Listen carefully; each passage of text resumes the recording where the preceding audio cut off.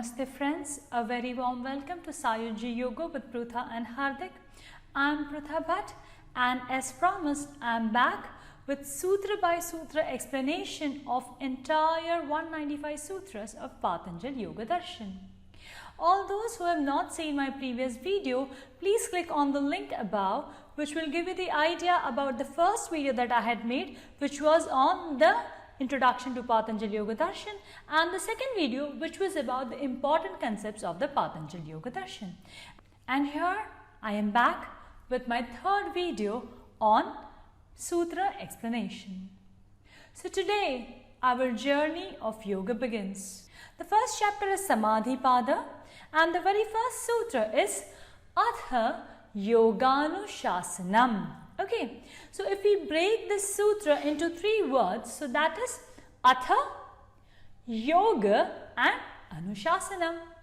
So now let us understand what is the meaning of each and every sutra and what does the entire sutra mean. So the very first word here is Atha. Okay, so now in Sanskrit there are multiple meanings of word Atha.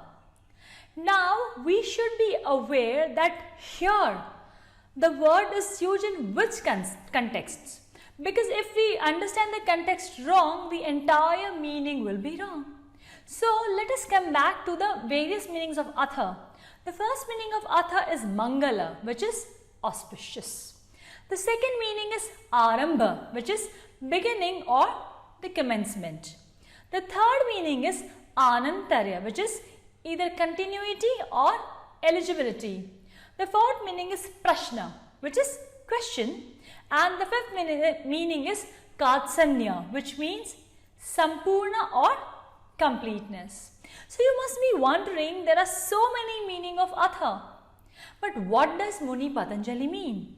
So Muni Patanjali says that Atha is Aarambh, okay, which is commencement. Aarambh is accepted by many scholars. Now we need to understand that Bramhasutra, which is the text on Vedanta, also begins with Atha. Bramhasutra begins with Atha and it says Athato Brahma Jigyasa. But the meaning here is Aanantarya. Okay, so it says that one is eligible to study Vedanta or in fact Mimansa also only after fulfilling a few prerequisites. But in case of yoga, the meaning of Atha is Aarambh, okay, which says that commencement of the subject. Now we come to the second word, which is yoga. Okay, the meaning of yoga follows in the subsequent sutra, but again I will tell you, as we had already discussed in the first video, that yoga is equal to samadhi whenever we talk about Patanjal Yoga Darshan. And the third word used here is Anuśāsanam. So the word Anuśāsanam is made up with two words. First is Anu, which is the prefix, and the second is Shasanam, which means the Shastram. Now the Shastra does not really mean scripture here, but Shastra means a process of instructions and rulings. Yoga is the Shastra. Now what does Anu mean?